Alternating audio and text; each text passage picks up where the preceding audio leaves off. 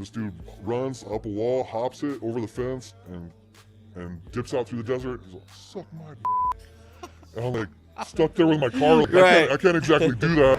Gonna be the one to pull a fast one. Next, never get no space up in this. Hit 'em up, spit gold bars in 3D. Even if I tie one on that night hard. We don't ride and play the fucking trick and work and drive. Cook and sleep and dream and make a vibe and stay alive. Tryna ride coincide, looking from the other side. What a brother gotta do to make it all vibe right. You better go up in the fire with a gun. All right, guys, so we're back. We're back. Absurd Always podcast. Episode 3 today, you know, just kicking shit off and excited to be here today again, recording another episode. And today we got a special guest, you know, someone I've known for a long fucking time that ties right into everything that we've done back then and what we're doing now. Why don't you tell us, you know, kind of just a little quick intro, you know, like who you are, you know. Word. Obviously, you know, they can't see your face, so, you know, you can let them know who you are, you know, up to a certain point, you know. Oh, yeah. Well, first off, thanks for having me on. It's Yeah. my dog for a long time, but my name's Tens, TAF, DFT, BTB. If that sounds weird to some people, that's graffiti nomenclature. Graffiti writer in the Phoenix area, mainly East Valley, but East Side. cider all day. Yeah. Yeah, I don't limit it to that. I travel and get up wherever I can. And Very cool. Very cool. And so, you know, I know you said a few things there too. You got your name, obviously, and then the crews that you're associated with, right? Yeah. So again, your name is Tens. That's TENS, right? Okay, cool.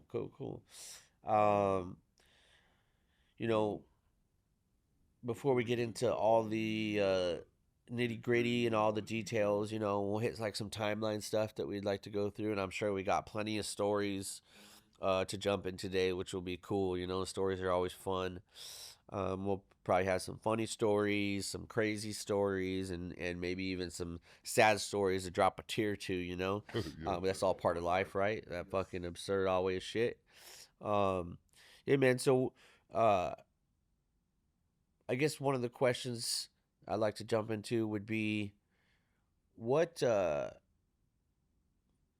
where do you see, like, I'm trying to think even when we first met. I know it was like, through the homies like, you know, Jason, Oker, and, you know, Tyler and Joseph, and like, you know, Joseph, which is, age-wise, he would be like my cousin, but, you know, Mexican family shit, you know, he's my uncle, you know, and you knew Joseph for a while, right? Yeah. Yeah. So when did you guys meet first? I moved out to AJ from East Mesa, and I hated it. I mean, this is all the same thing now. Yeah. Oh, I'm too good for fucking... Right. I wouldn't go to high school out there, and I was like, already had been writing and shit around East Mesa, Uh-huh. chilling with a lot of hood fools over there and doing like fucking crazy shit in my old neighborhood right there. But moved to AJ and met Joseph and a Kerr. Okay. First week I was out there, What year was that? this is Just like, give or take, you know. yeah, like 96, I'd say. 96. Okay. Wait, 96 I would have been in Mesa. So were you in high That was school my at that foggy time? memory, but yeah, I was high schooler. Okay. And fucking, yeah, linked up with, it was through, Meds. Oh damn! I haven't heard that in a long I time. was That friends name. with his older brother, Jack, who wrote Acro, a couple different names. Okay. And he's like, you're moving out there, I got some homies out there that they're into hip-hop and everything like Right. you are. They write, and I think you guys would get along. Met with them. First night we go out tagging, like, the old Abco right there used to be all grilled behind there, the dumpsters, the whole alleys. Yeah. There was shit was hit up. Like it's crazy how much more shit back then used to be hit up. But Yeah. then I don't know, maybe that's just memory, but I guess shit's pretty grilled in spots nowadays too. But Right. Well, especially when you didn't where like an area where you kind of didn't expect it yeah, until you were out there and like, oh, okay, like let's see how you guys get down and like starting to see that they're into the same shit. Just and we all clicked. Like it was like the same love of like all this underground hip hop and listen to all the same shit. And fucking, we're real nerds about it. Yeah. No, that's what's up. It's good to be nerds about shit in life, or else are you really living? Like, Right. And so we're Joseph and Okur like already homies, and then you kind of you're linked up with both of them. And they were both like a couple years younger than me, 2-3 years. So okay, that makes sense now. Yeah. That's what's up. Yeah, that's cool, man. It's kind of same way too. When I ended up moving out that way, it was like I was talking to Joseph, and he was like, "Yeah, there's just these people, you know."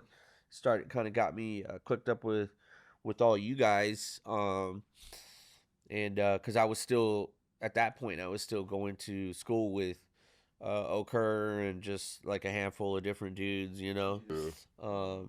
Which was cool, man, because I was a lot younger then too, you know. Like, I think he was.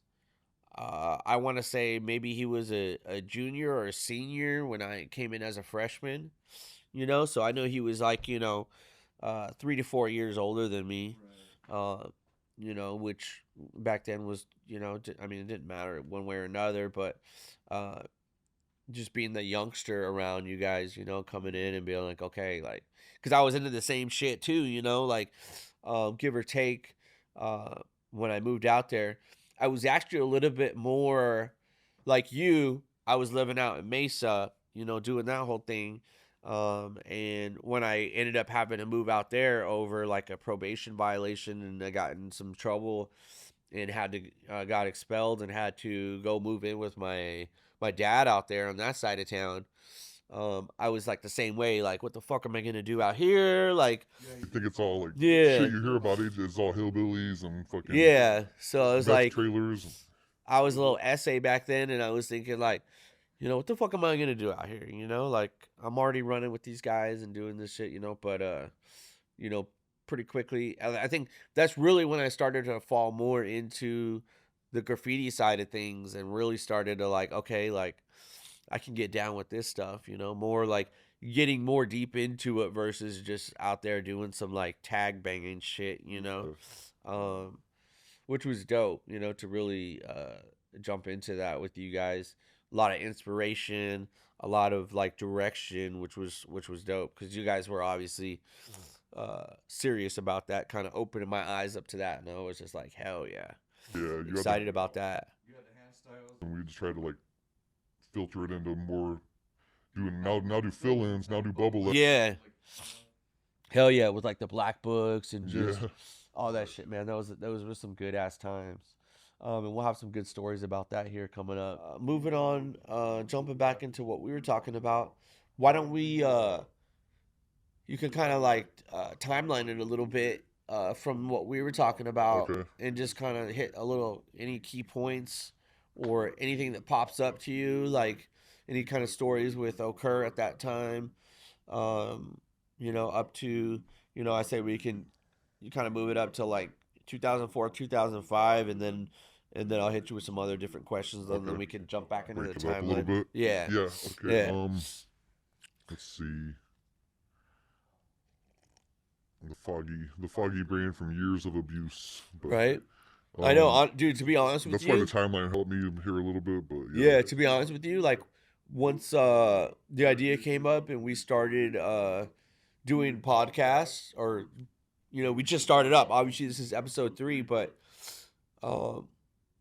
timelining stuff for myself and talking about different stories with some of the homies that have been on, it's like helps you remember, huh? It's really and then you remember all these different stories, and you're like, oh shit, I forgot about that, you know, or like this. So I've been trying to write stuff down and timeline stuff myself, and shit's all over the place. It literally is all. I still haven't figured it out. I'm still trying to piece it together, put the pieces back together, you know. So it's been kind of a cool exercise altogether, and even doing this like is dope to remember all those times and like, you know, extracting lessons from it and just reminiscing on the good and the bad, and yeah, man, it's been cool. Yeah, kind of what got me into graffiti was I grew up in Kansas City. Okay. There was some stuff you'd see off the highways in like industrial areas. Uh-huh. And I would always be like, what is that? How did that get there? Who did that? It was like so much mystery. Was there freights? Yeah, but freights weren't really hit back then. Okay, It was okay. crazy. It was like you would see one. This is the '80s, like out of thousands. If I even Okay. remember that, this might be like revisionist history, but and then you'd see it also like in the background of rap videos, Yeah. album covers, Ice-T, like Fat Boys, Thrasher. You see it in this where they're skating in the pools and stuff. You see tags and lowrider magazines in the background. I'd always be intrigued, like what is this stuff? Like what? Right. And you had to really do your homework and dig back then to try to figure out. Yeah. And it's not like how everything's just handed Today, to you on a platter. Yeah. Today, where it's just like everything's on all social media, Yeah. like that, boom, boom, boom, and Double-edged sword. Google, and all that shit, and Yeah. like people looking up, what is this, or how do you do this? Yeah. You know, a lot different. And then when we moved to Arizona, it was started seeing a lot more of it, and then especially the gang stuff, and started hanging out with them. And my old neighborhood, they were all banging and growing up their neighborhood and shit. And I always loved those letters, and I would try to like emulate it and tried to have my own little hood name and shit. But they wouldn't jump me into the hood right then because I was a white boy. You're right. And so I kicked it around them, and they told me, well, you're going to be our tagger. You're going to go out and write for us. And fucking, so I'd go out and throw it up around the neighborhood for them. And, but I was never officially in. Right. That's funny. And then that was like tagging little neighborhoods and alleys, power boxes, shit like that. Right. Smaller markers. You're not really like taking it serious. It's not like how it is now. And then no fill-ins for the first few years. This was like '92. I was first tagging like little cutty tags. Yeah. And it finally do that for a while, and then you start. I always loved like all the bubble letters and fill-ins and shit you would see, like I said, in Yo MTV raps in the background, and then I think '94 was the first time I ever dropped like a 3-color fill, black outline, 2 colors in the background, white highlight, like a multicolor piece. Yeah. And yeah, that was cool. I had different names back then. Like I've been through a few names. Yeah. Started with well, when I tried to have a little hood name, it was like I tried to write Hustler, and then Diablo. Yeah. And it was like just corny shit. Then finally I was like, nah, this ain't really me. Like started like wanted more like graffiti style, so I started writing Panic. Okay. And I had a little alias. The piece I did was actually Emperor, EMPUR. Okay. And every writer goes through it. You go through all those names in the beginning that you don't stick with. Especially in the beginning, you're just testing different shit out to see what really is, the different letter combinations, and like what. Then you hear somebody already has that name, or like yeah. It's funny. There's been a few Panics in the Phoenix area since me, and they're both cool. But oh really? Yeah, and I guess I was so like in one little area back then that it wasn't like I wasn't established back then. Right, you weren't plugged in like how it is now. Yeah. Just kind of in your own areas doing your thing. Rocked with that name for a while, and then in high school, I was a fuck up. Like I had fucking already been felling out. Just go to the park and still kick it with all. Back then there was different groups. Yeah. Maybe like the Dirt Heads, which is like the stoners, all listen to Nirvana. I kicked it with them the day Kurt Cobain died at the park. Yeah. And fucking smoking weed, and they were crying, playing their acoustic guitars and shit. And I guess it'd be like Heshers, whatever. I mean, who cares about labels? But it was funny. Back then we called them Dirt Heads. And then there was the Gangsters. And I was like, to fit in with my gangster homies, I was like, this ain't really who I am. I started leaning more into like, well, I came from the East Coast. So I started dressing like more East Coast style, yeah. The Tim boots, the camo pants. Right. The lack of a better word, leaned hella into the wigger side of things. Well, yeah, especially in Arizona, too, this is out here on the West Coast. Not like the corny fucking later on wigger. This is like, I was like, because there's always been like white boys in hip hop. Like you go back to like fucking even Style Wars and then Beastie Boys, Third Base. But you gotta know how to play your role. Like I think Tribe says it, you can be white and chill, but don't cramp the role. And like so, I was like, all right, well, I'm chilling with all these fools. I'm gonna just lean into this more, wearing all these. It's when you're young too, you find something to become your identity, and it's fully like. So I was Mr. Wu Tang, fucking all East Coast rap, Mobb Deep, Yeah. and was on that shit, super tough. And then yeah, in high school I was already dropped out, and last day of school we go, and I had an old Cutlass Supreme, Nice. and we pull up on the school and start driving around just fucking egging fools. And me and my homie, he was fucking Black Pat, this Black Crip fool. He fucking, security guard pulls up, just nails dude right in the fucking face with the egg. Oh shit. And next thing you know, they box it in my car. Yeah. And like with buses and fucking security fucking golf carts. And this dude runs up a wall, hops it over the fence, and dips out through the desert. He's like, suck my dick. And I'm like, stuck there with my car. Like, Right. I can't exactly do that. Yeah. It was like some, like, felt like the movie Juice and shit. Like, Yeah. and I was like, oh, damn it. So then in the little security office, like, at the school, they're, like, interrogating me, and they find all these hello, my name is stickers. Okay. Okay. And it has all my tags on it. And it's just like, and there's papers all in my fucking car too with tags on it, black books and shit. Yep. And they're like, oh, okay, we know what the fuck we just found. We just stumbled on. Yep. And fucking, they start going through a photo album. And it was like, damn, I didn't know there was so much graffiti in my high school. Like, just going Damn, through. like And I was they like, they had everything. I was trying to look huh? at everything. I was like, damn, that's sick. That, like, Yeah. and they're like, yeah, this is him. This is him. This is him. I ended up catching, like, what was it, like 9 felonies. Holy fuck. Because it's aggravated criminal damage if it's on school grounds, on Right. government. So it's not just a straight misdemeanor criminal damage, it's aggravated now. I had one of those too. I'll get into it in a little bit, but go ahead. Yeah, and then, so it's fucked. I'm like sitting there, like, whatever, dealing with that. Like, waiting for you know how when you catch a court date, you kind of go through the preliminary and you're waiting for see how it's going to pan out. It takes months. Oh, yeah. And while that's happening, I decided to go do a billboard. Oh, shit. You're yeah. like, I'm going to go big time. Was that the out there- first billboard? Yeah, my first one out in East Mesa. Fucking go up there, climb down, and it was me and fucking Meds. Okay. And we get down, and fucking we saw sheriffs. It was like a little county island right there in East Mesa where it's not Mesa cops, it's fucking Right. NCSO. And see them just start swarming. Oh, And shit. they swarmed on us, and I fucking start running. Were you guys done? Yeah, Like, we you were had done. just finished? Yeah, I think we had only fucking even got tags up there, but Right. it was just something. We thought we were the shit. We just did a billboard. Right. And fucking get down and start trying to run. And the cop hits that full of Meds with his car and knocks him down. Damn. They fucking get me. They start just like manhandling me. I'm fucking 15 at the time. Throw me in the Shit, cuffs. Young. Yeah, throw me in the cuffs. Give you one of the. You're already in cuffs with your hands behind your back. Right. Little hip toss. You can't catch yourself, so I just crack my chin. Oh, And damn. just blood starts fucking spraying. Like, the only time in my life I've ever got stitches was this incident.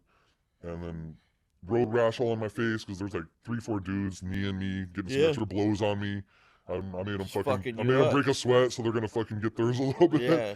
This is Rodney King days, and not cell phones everywhere, so they can get away with a little extra. Yeah. No, that's how it was, you know, where like sometimes when I tell some of those stories like that to, you know, to the kids or just like even some of my younger cousins and stuff, like they're like, nah, like that doesn't happen. I'm like, dude, like this is how shit was. There was no body cams, no Yeah. cell phones. Like if you got caught up in some shit, like the cops were gonna be like, fuck you, this is our city. You know what I mean? We run this shit. You know, I remember them saying that shit to me like straight up, and then like you're saying, being cuffed, and then just getting tossed around and just They think fucking knee in everything's the gang neck. related out here. They don't. Yeah, they they just didn't went- even understand like the graffiti Right. is a separate thing. And still to this day, like my New York homies told me that they got Vandal Squad out here. Even all graffiti cases, it's all gang unit. Like, Yeah, gang unit, unit's yep. handling it. Like, Yeah. so the cops like they're extra hard on you, especially back then in the 90s. Like, yeah. Yeah. That brings up a point. That's why we got hit by gang unit for just having those parties that were like absurd, you know, and like with the whole pool being like painted and shit, like we're doing pieces in the pool and stuff, and then boom, it would just go straight to the gang unit, you Yeah. know, and it's like, yo, what the fuck? You know, shouldn't you be actually somewhere probably like dealing with like some Violent. cartel Yeah. shit or like some actual like activity that's going down instead of a bunch of dudes like painting pools and you Having know, a good doing our thing. time. Not like Yeah. there wasn't illegal activities or, you know, but we're talking just normal like fucking House party shit. yeah, house party shit and you know, maybe, you know, catching some tags and shit. Yeah, I was Whatever, but so I was waiting for all the court dates on the first case, catch this new case within 3 weeks of it, and it's like fucking telling my parents are just like, what the fuck? Why did we ever move out here from the Midwest? Like, yeah, like now they're like, what the fuck's then- going on? yeah, they don't understand. They're like kind of like hillbilly, hippie, kind of Willie Nelson-ish. Like, Yeah. not fully hillbilly, but hippie. Like, and they don't like, why the fuck? Like, what? Why are you doing this? That's the only time my dad ever fucking put hands on me. Got home. Well, first they had to come to the hospital. I'm handcuffed to a hospital bed with a fucking cop sitting right next to me. Yeah. Stitches, road rash all in my face, and they're just like, what the fuck? Damn, all over a billboard? Yeah. And then, get home, my dad fucking threw me up against the fucking fridge. Fucking round landed two? a couple, yeah. Yeah. And I was like, damn, didn't I just get enough already? I'm thinking, like, I'm going to go home. They're going to feel bad for me. We're going to sue these cops. We're going to come up. Like, Right, fuck, no, there was no right. sympathy. They're just like, Damn. nah, you fucked up. You got to pay your price now. Like, and he goes into my room, grabs when I first got my license, Fry's used to have mean streaks, the solid paint markers. Oh, they had those at Fry's? Yeah, in like their office section. And Okay. I fucking ripped out, before internet, Yeah. ripped out the yellow pages of all the Fry's in the valley and drove around and cleared every shelf. So I had a shoebox with like fucking 100 some mean streaks, Damn. graffiti mags. Like, they were hard to come by back then. Yeah, And, they like, were. That's some of your first influences back then, like Yep. Can Control. Yep. I still have a Fucking- lot of the ones I got back then because it's just Yeah. like they were so like limited and random and Covers would be beat to shit because Yeah. all the homies had looked through it so many times, like Yeah. studying everything. My dad goes in, all my like precious graffiti fucking valuables, he's throwing that shit in the trash can. damn. No son of mine's gonna be a fucking wigger. And I Right. was like, God damn. Like, Right. Again, people kind of just like generalizing that with like a stereotype or whatever, not even realizing like how like what really, you know, it's hard for people on the outside to understand Oh, what's yeah. really going on. I fully understand his perspective too. Yeah. We've talked to it about it since, and like, I don't even want to bring it up, but he brought it up one time and like felt bad, apologized, like, bro, I was like, don't even. I was a handful, like, Yeah. because even within weeks of that case, I have to come home and break news to them, like, hey, my girlfriend's pregnant. I'm gonna be a dad. So how And old I'm- were you when that I'm happened? 17. 17, Yeah. dog. That's fucking young. Failing out of high school, like, Yeah. fucking Now get- she's pregnant. catching graffiti charges, Yeah. knocking my girl up. Like, I'm like, thank God my kids were not nowhere near as bad as I was. It's like, Yeah. fuck, I was just doing the most for Right. no fucking reason at all. Right.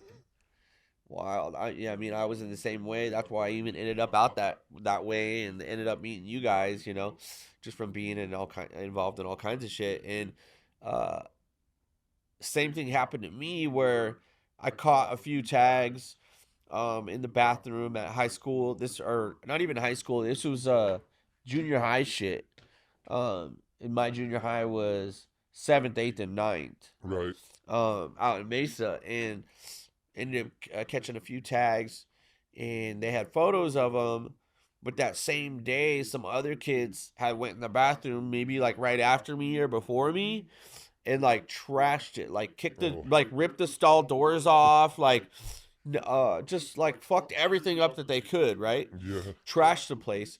And so they immediately associated what I had done with the other shit and kind of combined it all into one.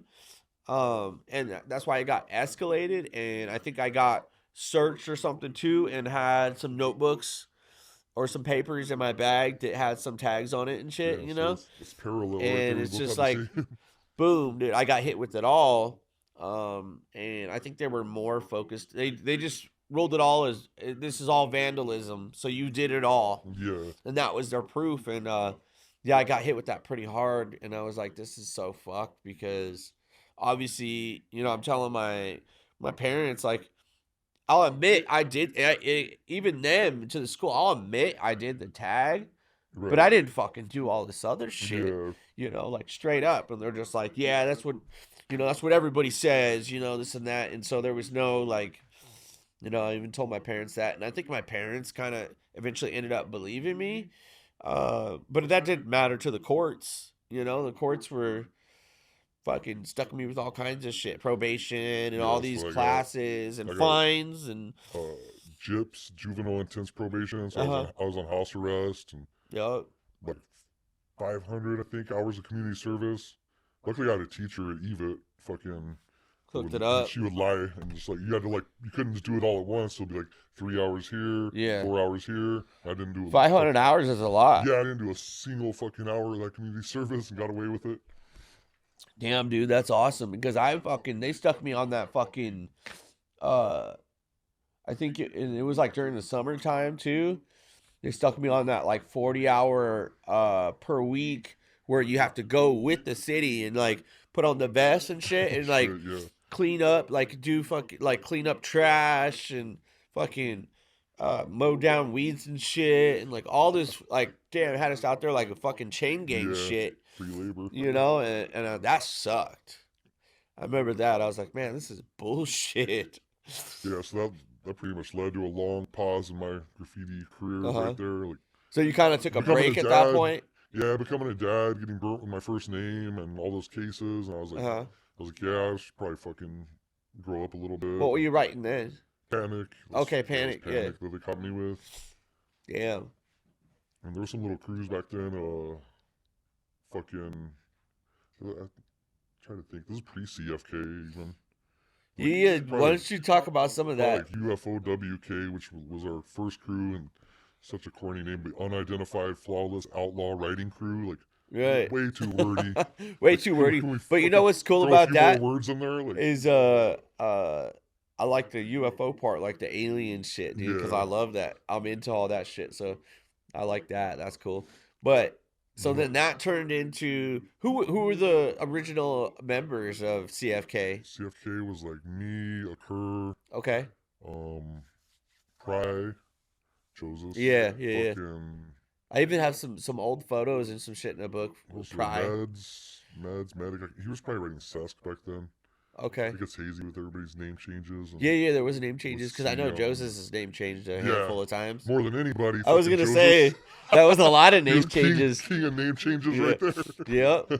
Yep. Shout out Joseph. Yeah, he's the one that hit me with my.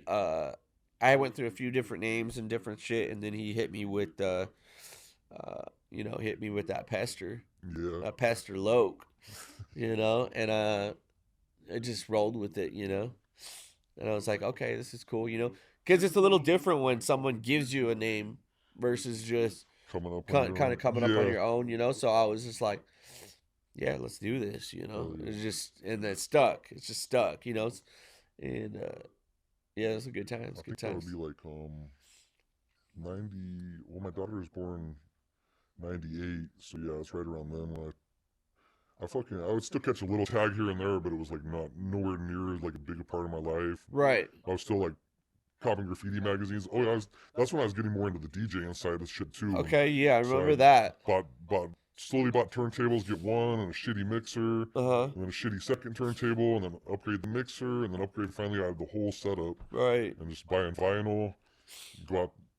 That was more of my free time then, the little more subculture I got into, going out.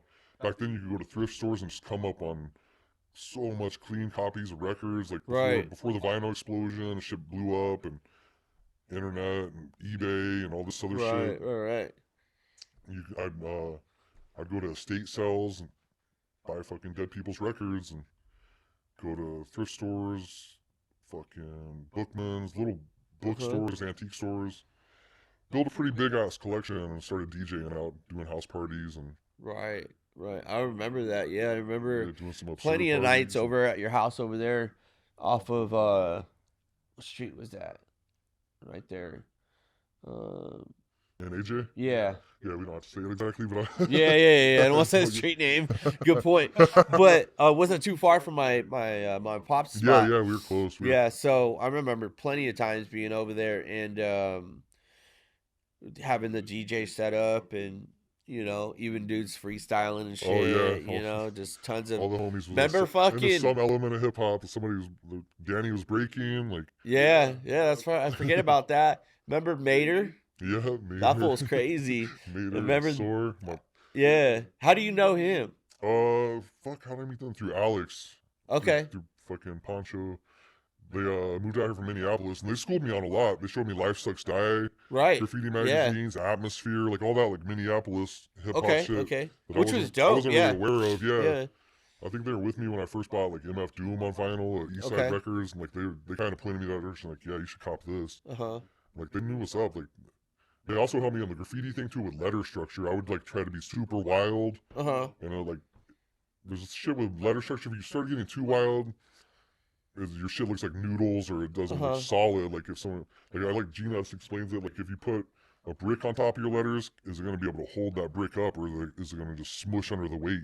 Yeah. And so like those weird connections all over letters are like that. They started teaching me a lot more about having just like solid letter structure. Yeah, which is important. Yeah. Yeah. I remember Mater and his.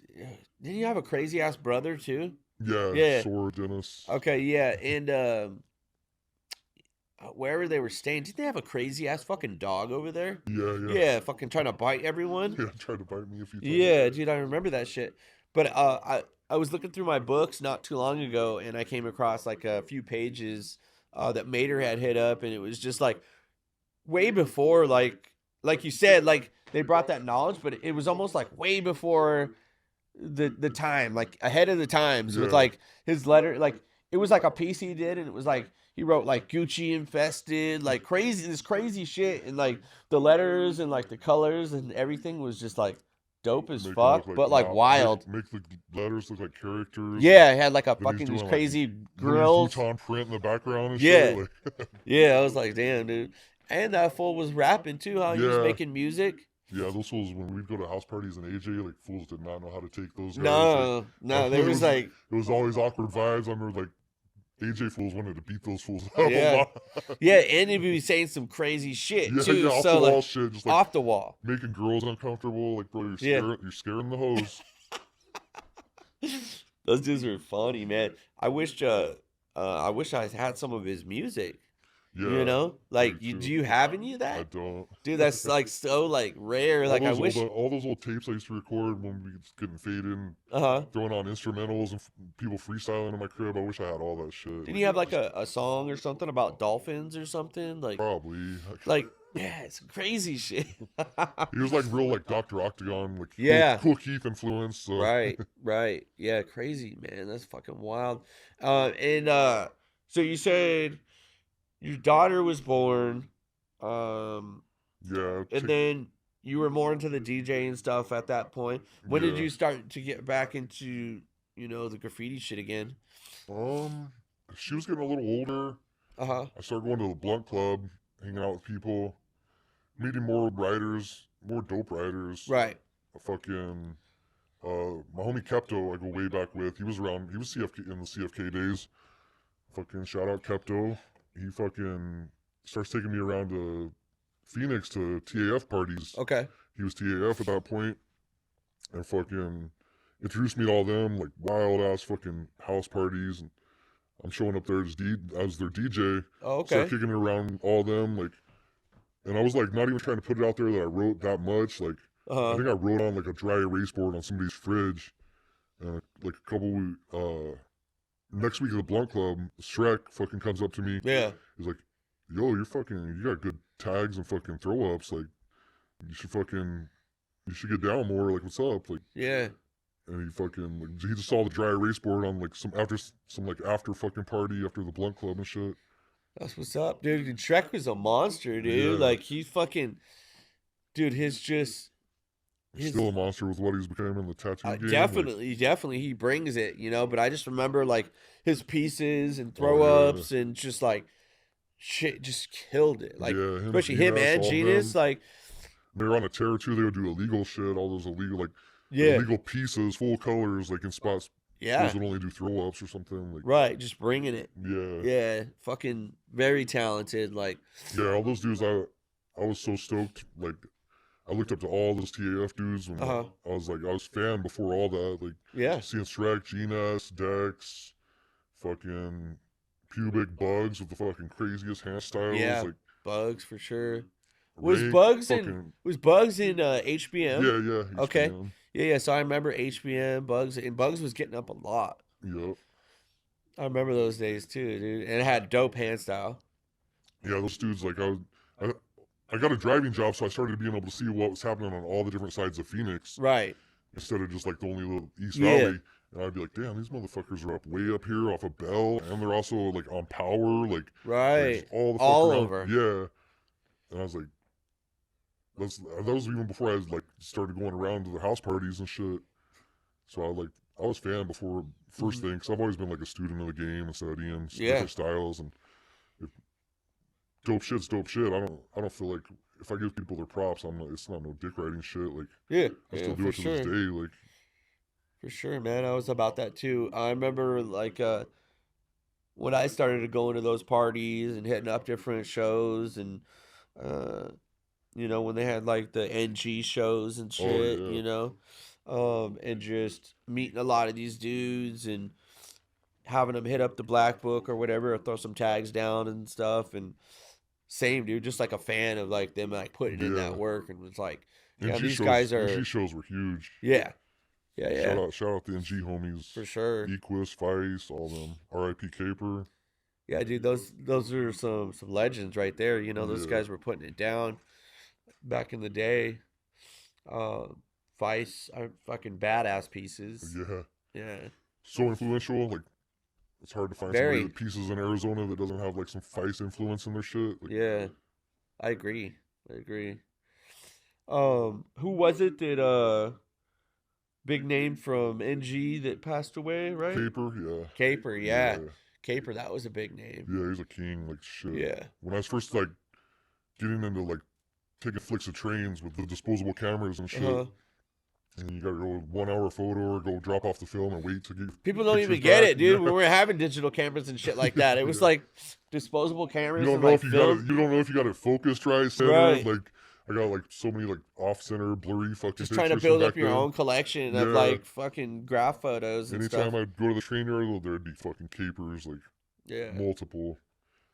Putting that shit together, motherfuckers got it so easy nowadays. Like just with their digital cameras and their fucking, just like the iPhone just that alone changes the game when it comes to photos and videos and all that stuff is wild.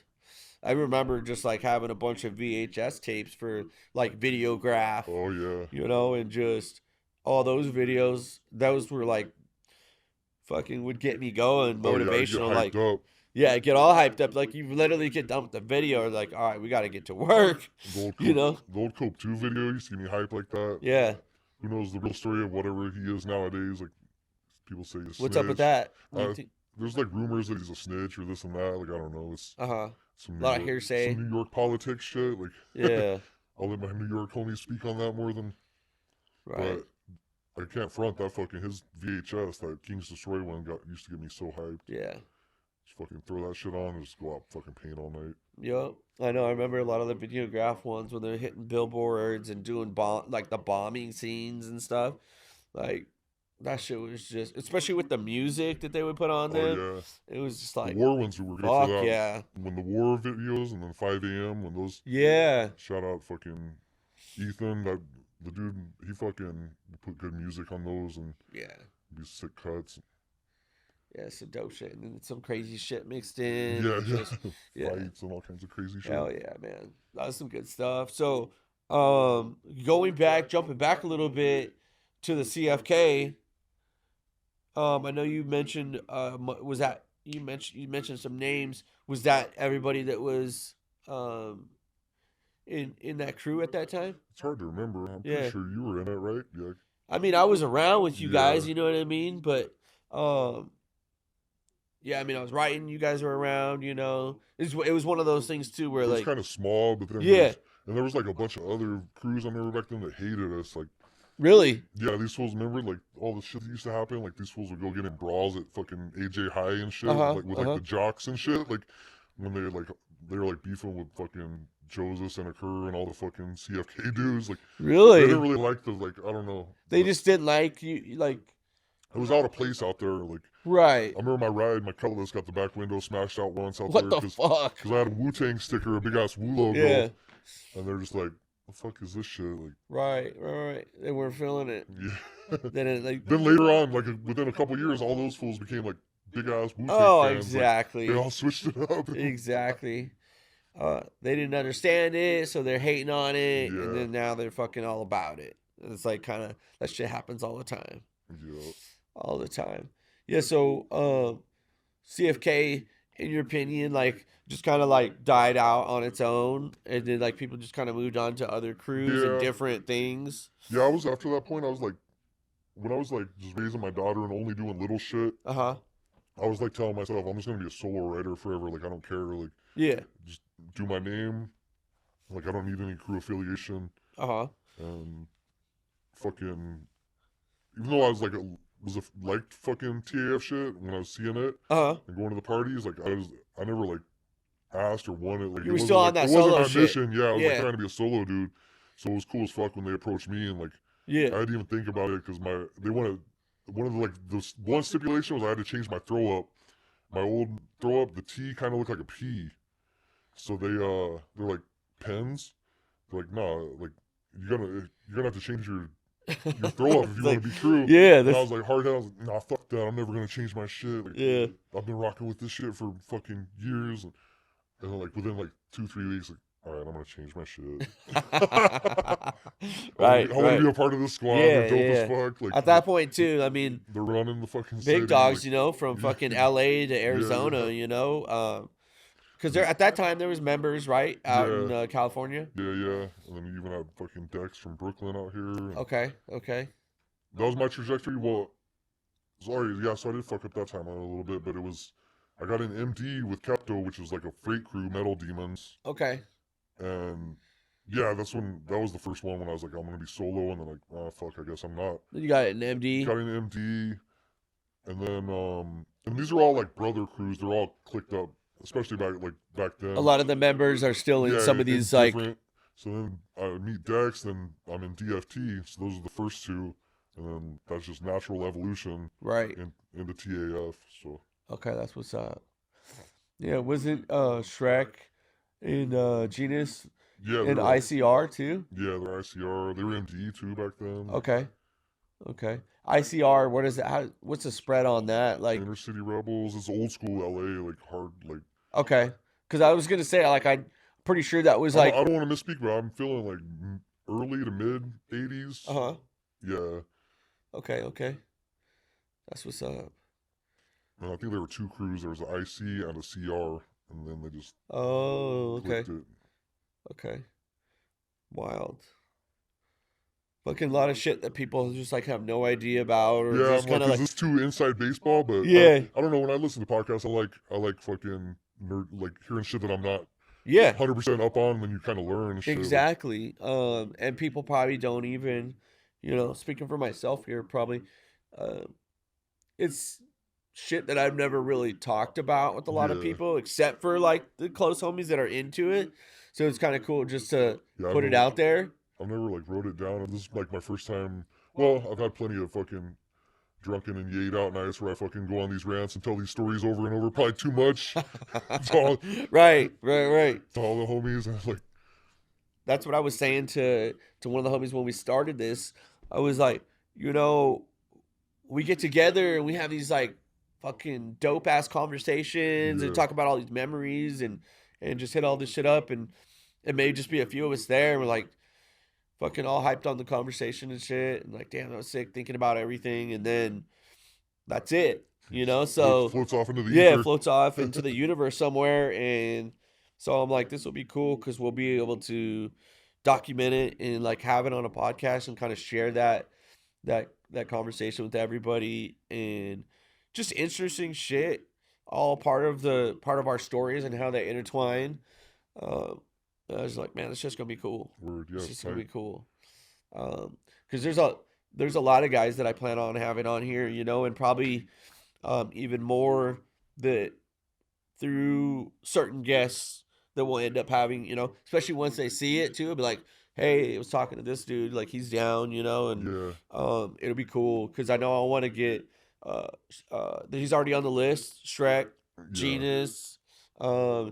Did you hear about Genus? Didn't he had some like surgery or got some new Co- technology? cochlear implants, I think it's called. Yeah, where Yeah, like he was like starting to be able to like listen to music and yeah, shit and yeah. like That shit made me cry when I first saw that yeah, video. dude, It's like so that was touching. like imagine It's that, dude. That's beautiful. Like, crazy. I remember before, like we had Blunt Club, and he could only like tell songs from like the bass line. Yeah, So he'd be like, "Oh shit, is this Brooklyn Zoo? Is this Oh Dirty Bastard?" right, And I'd be like, right. "Yeah." Like, how the fuck did this fool know? Like, just from Yeah, filling the bass line, like it's that's crazy. wild, And now For you can hear like, those of you who don't know, Genus, talented artist, graffiti artist, writer, tattooer, fucking cool dude. Um, he's was or was been deaf his whole life, yeah, and I think it got worse. I don't know the exact details. yeah. I think it was Um, but progressively getting worse. he could read your lips. He had hearing aids and the whole deal. So everybody that was close homies with us, like us, we know that you had to really talk to him in a certain Enunciate way. every word with Yeah, your mouth because he was reading lips. Yeah, yeah. So it was like his own style of like how you had to communicate with him, yeah. And I remember that too when I was working at Ink Bomb with him and Shrek, and yeah, it's just wild. But that's cool, man. I'm happy for him that Fuck yeah. that So sick. because I know Shrek was telling me about it recently, and I was like, dude, that's awesome. That's fucking some life changing shit right Yeah, I there. can't imagine. Wild. Um, but yeah, so I want to have those guys on. Yeah, I want to have Weiner on. When's the last I time you should talked to I Weiner? should plug you with Dex. That dude's talkative, and he like Yeah, I'm a little more stiff and Dex. shit up in here, Remember? but that dude's such a character. He'd be Yeah, Dex. he wouldn't need any loosening up. See, that'd be cool too. Just like spreading our wings, and Yeah, then Seeker. He's just a wild man, dude. Like, yeah, he is. and what was I met him a few times through Shrek. Neats. You Oh still in yeah, contact with that dude? yep. He lives in NOLA, Where's that at? New Orleans. Oh, okay. Yeah, he's out in New So he's Orleans. been all over the place, huh? Didn't he move a lot? Yeah, he's traveled. He was like I would say, I don't know, the biggest writer from Arizona to go on like a full like tour crushing other cities. Right, I mean, right, others that did it, but not to the scale Needs did. Like right. every major city in America, and fucking even beyond that, he's been down to fucking Colombia and Yeah, like Costa Rica, Puerto Rico. Like and just killing it. yeah, Yeah. and just grimy shit. He'll hop trains, fucking to get city to city if he needs to. Wow. Sleep on rooftops, like fucking Just all drinking in. dirty ass drain water, like just like like Damn. gutter ass full. I stayed with him in New Orleans, and he was staying in a squat that he had Holy been in for shit. years with limit. You got to use a bucket to flush the toilet. Like, Right. no number twos. Fucking extension cords running from his neighbor's house, some houses down. She's like hooking him up with some electricity. But he's just somehow just been living in Dude, this squat. That like, is so crazy. it was like most people go to New Orleans to get the like fucking French Quarter, like Yeah. Bourbon Street, all that experience. Mardi Gras. This was like a whole different like underbelly of New Orleans side that I got to see. Right. Went around just fucking mobbing fucking bikes like through like tropical storms. Like I hadn't really done K that heavy before, and then like, taking on like out riding bikes, doing bumps of K with this fool in the city, just like what the fuck? Damn, is that's this? wild. It was fucking trippy. It Yeah. was so tight. That's wild, And up dude. in like these like fucking punk bars and shit. Uh-huh. This one, it was his birthday night. He's like, here, it's cool. Gives me a can with a pisser tip. A pisser tip is like it's gonna spray like high pressure, high output, and just be a mess. Like it's Are not, those it's not gonna look are those the tips that people use for like those big giant like fire extinguisher type tags? fire Okay. extinguisher esque, yeah. Fucking, he's like in the bathroom. He's like, here, take a tag, and like throw us up. me, him, and the homie Ogre, and he's like, Okay. and I'm like, really? Like, you sure it's cool? Yeah. I know it. And I just watched him like sell a bag to the fucking bartender and shit. So I Right. was like, oh, we're good. So I throw our fucking names up, and next thing you know, the whole bar just fucking reeks like paint. Like you can taste it in your mouth. Yeah, it It was like, and strong. people are getting pissed. Like, and it takes a lot to piss off some like gutter punks and shit. Yeah. Like they're just like, Yeah. bro, what the fuck is wrong with you guys? And they fucking kicked us the fuck out of this bar on his birthday. Like, It's like, nah, it's all good. It's all you good. can't. Like, you can get away with a lot here, but you cannot get Yeah. away with that. Like, Damn. Yeah, dude. So that'd be cool to get him to sit down. Yeah, And like just like a handful. And Joseph, we're gonna have Joseph come through. Weiner would be sick. You know. Like you were saying, I didn't answer, but yeah, it's been a minute since I've seen Weiner. Okay. Yeah. I need to stop in and check in with him at the shop and Yeah. shop with I know. him. I got one of my black books that's over there, been chilling. yeah. Because last time I got tattooed by him, I was like, I'm gonna leave this black book here, dude, and just like hit it up, or whoever comes through, have them hit it up. Just to like, it's been a long time since I've even like got a new black book and like wanted to like start kind of doing the same thing with it, Hell you yeah. know. And I was like, just getting back to some of the old roots, you know. And I'm like, this will Yeah. be dope. Like I'm gonna have to do some shit in here and just keep it moving, you know. Because looking back at some of the old black books, you know, obviously I'm sure you got a stack, you know. Not as much as I wish I did. Yeah. I went through some bullshit back then, like breaking up with my baby's mom and Uh-huh. some like personal drama, and I was just like some like bad memory fucking in some of the books. So I was like, Uh-huh. I threw away some books and burnt them and shit. I was Damn, like, that's it crazy. was so stupid. Like it was those early. It was like all those like '90s ones where I would like spend fucking hours on like a two-page layout, like Yeah. taping parts off and spray painting. Throwing A lot of spray time paint that into a goes black into book. that. Yeah, like shit that I'd put like on canvas now to fucking sling, make money or whatever, Right. or fucking just for the fuck of it. But back then it was like in the books, and like yeah, I regret fucking burning those.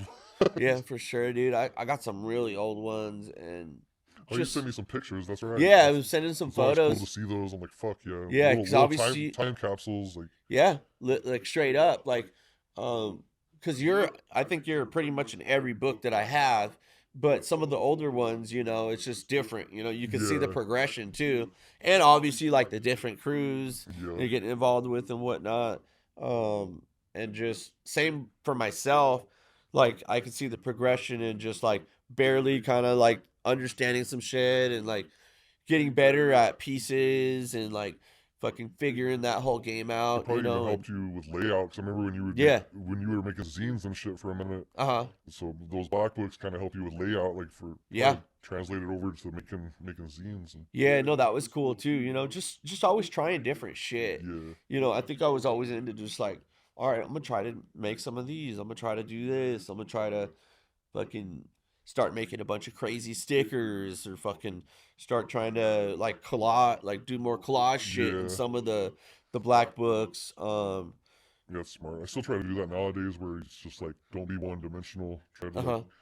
like I won't only just like go do pieces. Right. I'll like do throw ups. If I started doing like too many throw ups, I'm like, all right, well, I just need to go on like a tag streak or do like a Uh-huh. canvas or something where I just put time in or go rock illegal. Right. Just to Like, keep it moving, it's keep always it. like, yeah, not be like stale and just like the same old thing. Like try to Yeah. No, I like that for sure. multifaceted, I guess. Yeah. And then using different mediums too, like just Yeah. different shit, which is dope.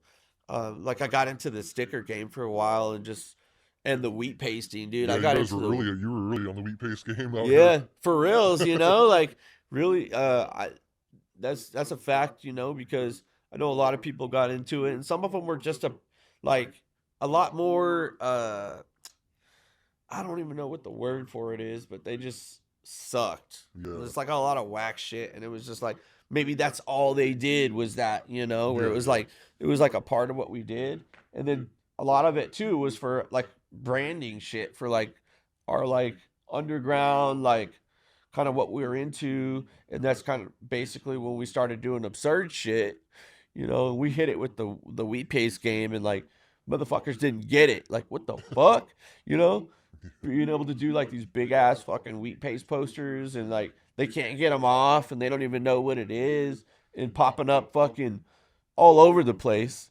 I remember doing some big ass ones, dude. Like Yeah, I on the remember sides seeing of them. like fucking trash cans and water dispenser fucking deals and just crazy shit. The That shit was fun. die cut ones where it's just you guys your logo and Yeah, shit. yeah, those were cool too. Just we just fucking cut them out with scissors Hell yeah. and dude, we'd go No, into no fancy fucking. shit.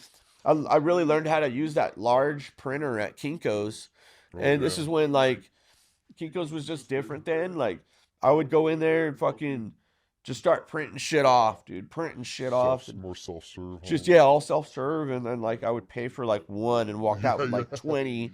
It was dope. It's part of the grass game too, right there. Get over what you can, racking here No, and for there. sure. That was like straight up a part of it, and like you saying, we were racking paint, Yep. fucking markers, That's it. any kind of supplies that we could Oh, get. yeah. I still to this day, rack shit. Like, That's what's up.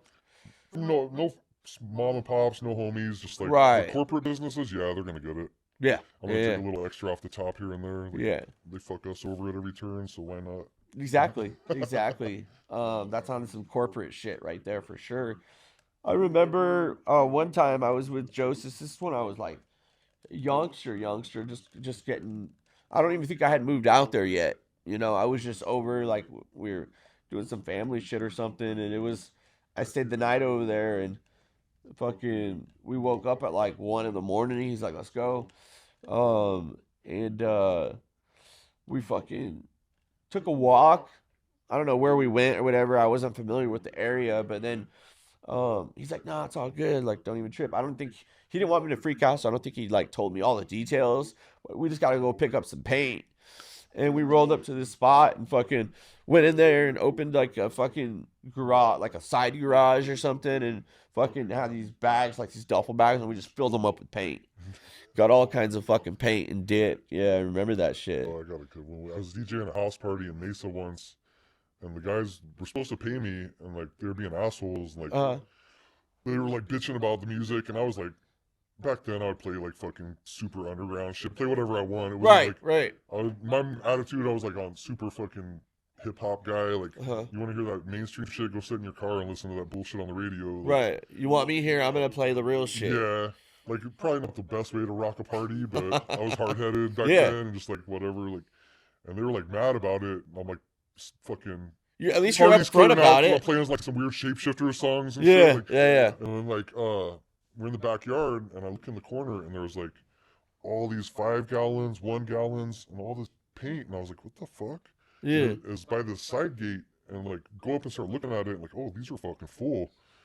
And then, oh, we're taking this shit. Fuck it, they're not gonna pay me my money. Yeah. Take Start the taking paint. shifts, carrying all that shit out to my old Grand Cherokee, throwing it in the back. Uh-huh. I got a picture where the back is just fucking full, like floor to ceiling with buckets of paint. Damn. And then we look at, I think when I got home, I was unloading it. A label on there, it said Phoenix Graffiti Busters. So we had Oh, actually shit. jacked the buff that they were gonna be out there buffing over our shit with. Damn, there was the actual buff. yeah, they worked for the buffs, so Fuck yeah, dude. That's a good hit right there. yeah. Motherfuckers. Because they're out there fucking buffing everything, Like, yeah, fuck all that. They're on it tough in Arizona. Yeah. I have homies that were just here from New York recently, and it's like, Uh-huh. does shit even fucking ride out here? Like, other cities, shit rides. Like, Yeah. it's when you paint it and it actually lasts a while. Right. Buff is when they paint over it. So Yeah. Arizona's like, got a tough ass buff. Fucking wild. So sometimes you're out there risking your freedom and or getting fucked up by cops or Right. whatever for a spot that's gonna get fucking painted over the next morning. Like, Yeah. Ride for 24 you hours. before you get back to get your flick and shit. Yeah, that's fucked up.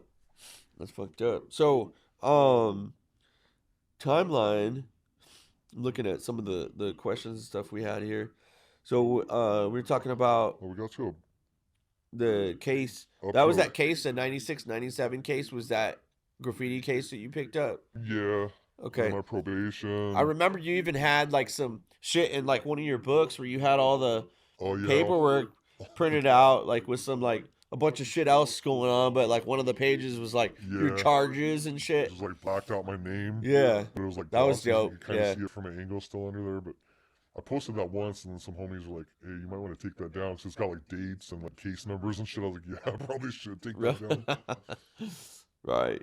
Then yeah, so that takes us like timeline ish. That takes us almost to like. To like a curve passing, right? I was gonna say, yeah, that takes us like to 03, 04. Yeah, because I showed like 98 to about 04. And what year did you click up with TAF? That would be 05, I think. 05. Okay, Yeah. so after Jason, right? Yeah. And I remember kicking a lot, obviously, with you and Jason. We were all writing, doing our thing. And even before we talk about like what happened with him, we should talk about that one story when we were all at Jason's house and we all dropped some acid, right? Oh, okay, yeah. I meant to bring this one up. Yeah. Yeah, I was selling acid at that point, Uh-huh. and I was like, well, if I'm gonna fucking sell this shit, I better know what it's like. Let's fucking be guinea pigs of my product here. Right. So we're taking it, and I remember like you hadn't done it before at that point. No, that right? was the It your first time dropping, yeah. Yeah. And we're fucking just chilling in his room listening to like bugged out like fucking shapeshifters and shit. Yeah, and we had that PlayStation thing going where it has all the wild shit. Yeah. And we're fucking. Next thing I know, I hear like, are you just like fucking right when it starts hitting, you're like, I gotta go. Just stand up. Yeah. They're like, what the fuck? Like, nah, chill. Like, Yeah. come on, we're having a good time. Like, what? I gotta get the fuck out of here. Yeah. Like, called your dad, I think, or somebody to come swoop you. Uh-huh. And I was like, what? Like, no, that's not the move. You don't want to do that right Right, now. right. You're like, nah, like just let it, like, you know what I mean?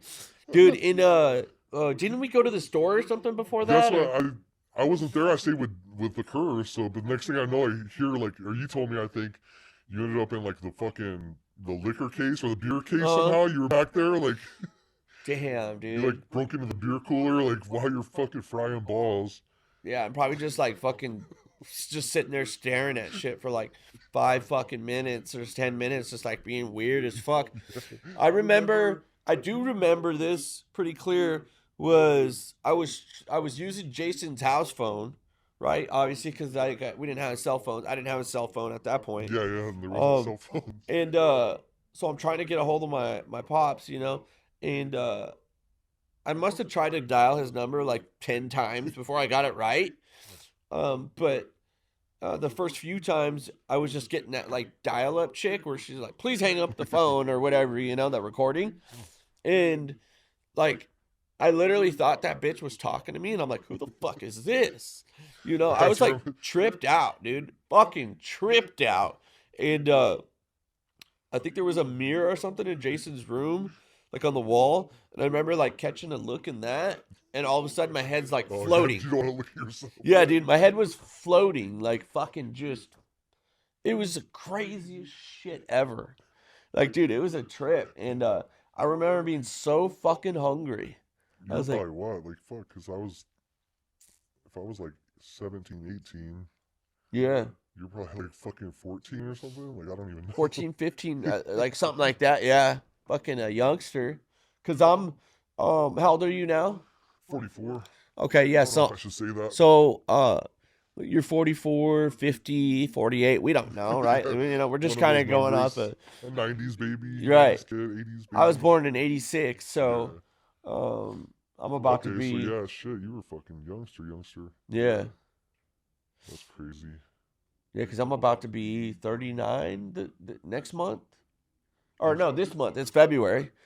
Yeah. So February, at the end of the month, I'll be. We used to trip hard in that fool's room, me and him. 39. Yeah, I remember like always like recording like freestyles and shit, and like popping in the tapes and shit and recording shit. He'd take his grandma's oxys and we'd fucking scrape the candy, the time release codeine off the side. That was before anybody even knew what was up. Yeah, and I mean, like, now I'd be like, what? No, I'm good. But like, yeah. Back then I was like, anything I can get my hands on. Right. I just trying everything. Don't know why. Like, yeah. But it was like, yeah, just fucking do this shit. It makes me all itchy for a while. Good thing I fucking never got hooked on it. It's just like random times he would fucking break out with that shit. Yeah, for sure. That's just how it was back then. The trips to Mexico to fucking buy muscle relaxers, buy somas and shit, Yeah. and sneak them And back. did you guys go in his little car? Yeah. Fucking driving that little ass car. So That fool unreliable. was in what was that car? Overheating in fucking Arizona summer and shit. Oh, It's for like, sure, dude. Like you're the a tiniest little celebrity or fucking. something. Like I don't Yeah. even know. I remember always being like, damn, dude, this is like a fucking tiny ass little car. And you just fucking drive that thing everywhere. We got popped once coming back across the border with fucking. We're like, all right, we're gonna buy all these fucking somas.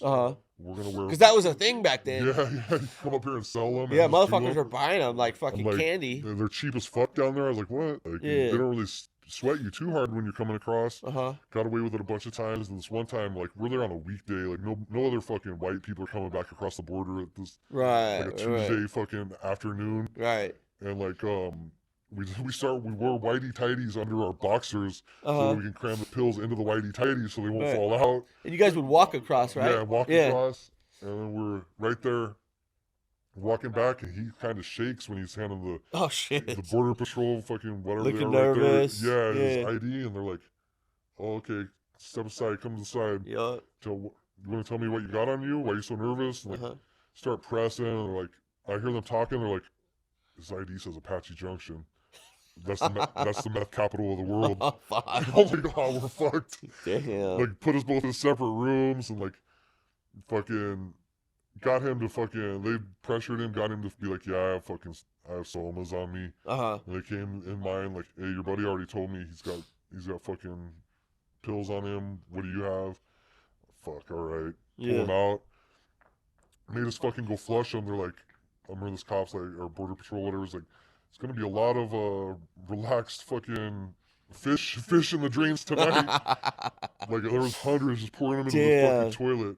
Then they made us sit in this holding cell and sweat for like fucking 6-7 hours. God damn. And finally just like let us just go. to like, let you go, yeah. Just to let you go, because it wasn't even like that big of a deal, you know? Fucking crazy. Yeah, so jumping back to that story, I remember my dad picking me up, and we went to get some Chinese food, and that shit was so good. And ate a bunch of it, and then we were back at the house, and my dad knew I was like fucked up. Like, he was like, I don't know what the fuck you took, but you know, he was like, I'm glad you called me. It's all good, you know, like, you know, I was like, I'm fucking hungry, dude. Let's get some food. And I was just all tripped out. And we got back to the house, and then I started looking at the mirror again. And dude, that was a trip. I was like, I gotta stop. I gotta stop looking in the fucking mirror, you know. But that was a fucking wild one, dude. That definitely was a wild one. But a good time. I just tripped last night and sitting there. I love fucking just draw like hand styles when you're tripping. Yeah. It's so crazy, and then you're just like, damn, like I fucking just did that right there, and then watching it like shift on the paper, like so crazy about hand styles when you're tripping. Oh, for sure, dude. I've done. There's been times too when I'm doing whatever, and you'll look at it, and you know, you just fill a whole page with tags, like fucking back to back, and maybe a few pages is like tag, tons of them. It's just like muscle memory, you know that, you know, and they're all like slightly a little bit different, but almost the same, and it's just like, oh shit. Yeah, after like, about 50, it's like a trip. Yeah. After about 50, you get locked in. Like, it takes like a good fucking 30, 40, 50 to warm up, and then you're like locked in. Right. And motherfuckers wonder why graffiti writers are crazy. OCD or something. Right? Fucking, there's something about it. Like, I don't know, maybe from like the outside view, there's got to be, you know, there's also a lot of different characters.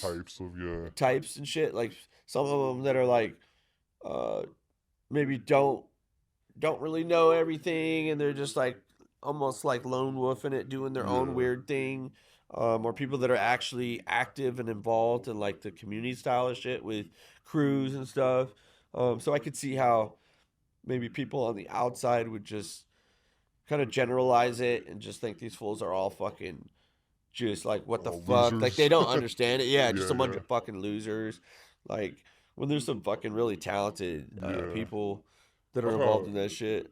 I've had like some moments where I'm like crisis of consciousness, like Uh-huh. in what I'm doing right or wrong, Right. like thinking about it ethically, and I'm like, I've had then shout out Breeze, the homie Breeze told me from NG. Uh-huh.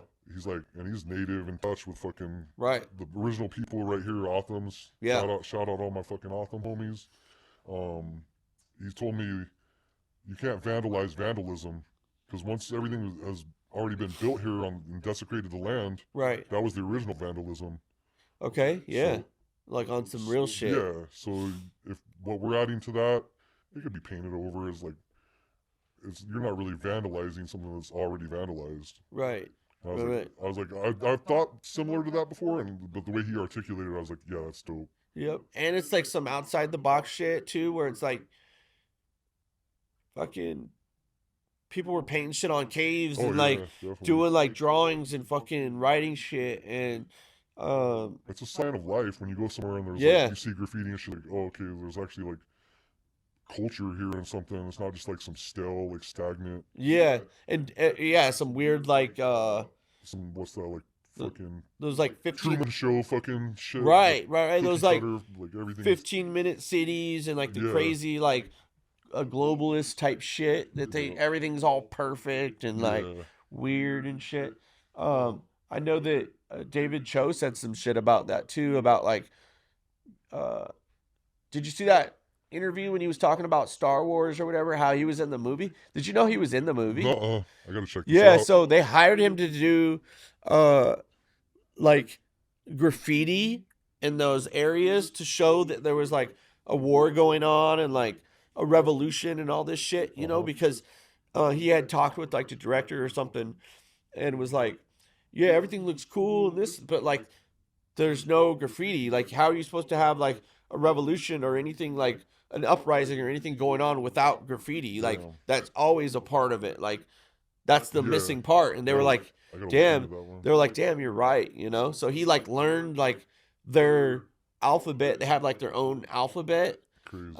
It's like some weird shit and fucking went to town and like went way overboard than they thought he would and like actually had some real shit that matched up with what they were doing, graffiti wise and like That's having the sick. messages and like the actual like revolution type shit.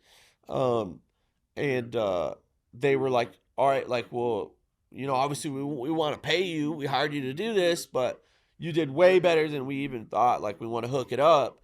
And he was like, nah, I don't even want the money. I just want to be in the movie. Yeah. You know, he's like, I just want a small little part so I can fucking say I was in the movie, Tight. you know? Hell yeah. And it shows the little clip and he learned their language too. Like, they have their own language and shit, which is crazy. I didn't know any of this. But yeah, and then he has this little part where he's like yelling and shit. And that was wild. I was like, that's fucking crazy. That's Number crazy. one, I didn't know Yeah. he was in the You gotta movie. send me that link or something. Yeah, number two, like he's got a Yeah. good point just that goes beyond the movie. And yeah, it was just crazy because David Cho is dude, that dude has a crazy like life Yeah. story. Yeah. You know, some of the shit that I've heard and like First learned about podcast- him. First podcast I ever listened to was like a old like him on Rogan fucking. Oh really? Scotty, Yeah. Like I would always been like podcast whatever. Uh-huh. And then fucking Scotty B I knew he was on it tough and Yeah.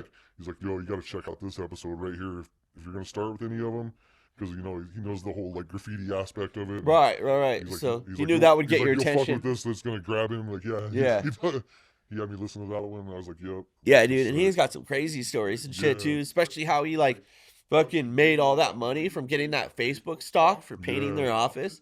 Like Set a lot of for people life. would have just took the money, like they were gonna pay him like a fat amount of money, Yeah. and he's like, "No, I'd rather just have like the stock option," and just fucking made like a shit ton of money Yeah. from the Facebook stocks back in the day when they first started, and that's fucking wild. That's fucking, I don't know, that's just fucking crazy to me. Obviously David Cho was very successful just from his art in general, you know, Yeah. and selling pieces and doing all his shit, putting in his work, but that was just like a fucking, I think that really shot shit up. I mean, we're talking millions and millions of dollars that he made off of that. It probably still does. Yeah. You know, it's fucking So, nuts, it's tight. fucking crazy. Yeah. So let's dive into a little bit about Occur and what happened there. Maybe a little bit leading up to it, the actually what happened, and a little bit after, kind of how that impacted you and the homies and whatnot in general. Let's dive into that. Just kind of let me know, like, leading up to it, kind of what was the vibe or what was going on at that time, and then because to me at that time shit was already getting like changing.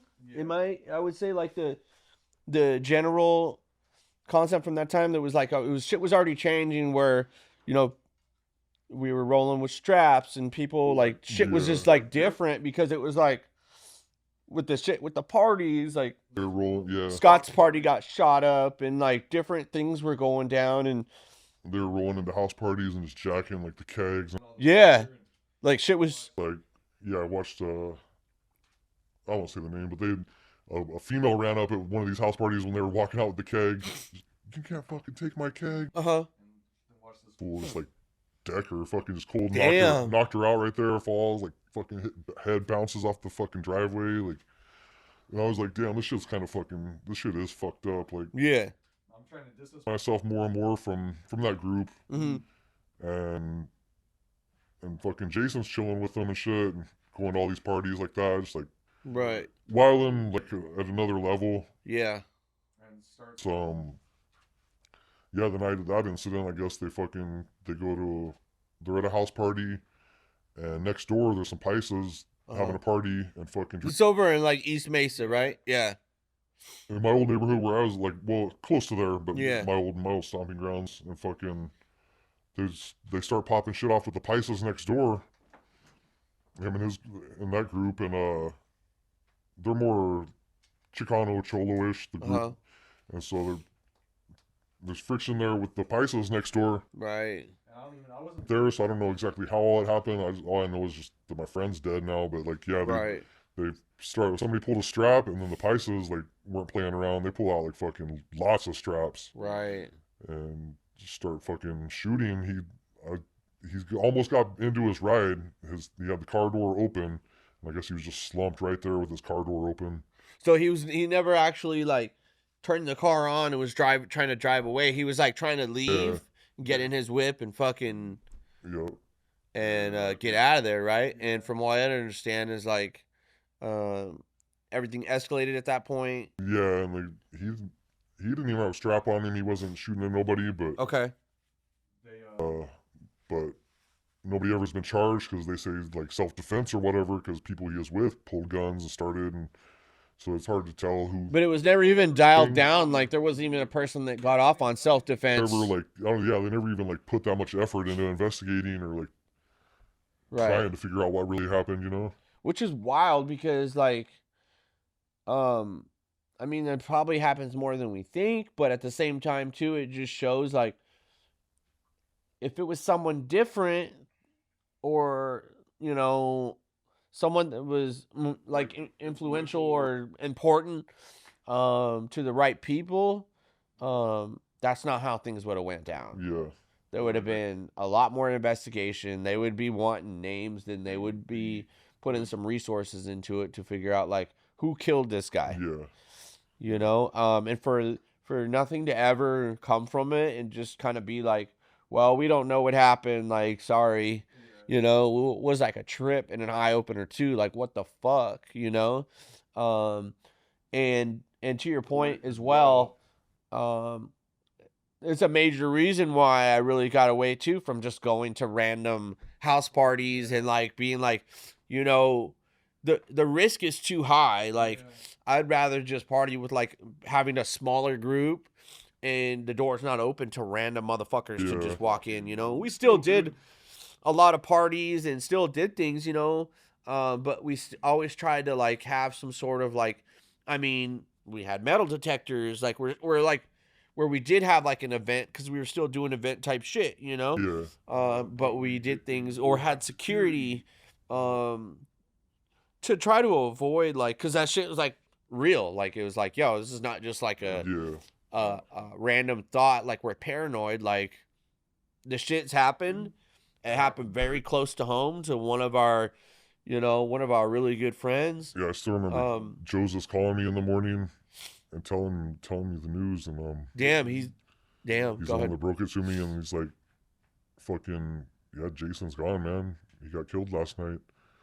And me and him were like, I was kind of mad at him for hanging out with that group still after we had seen like the way shit was going. Right. And like, I beat myself up to this, but my reaction that day, like, I'm sure he remembers me telling him on the phone, like, fucking dumbass shouldn't have been hanging out with those fools, and hung up.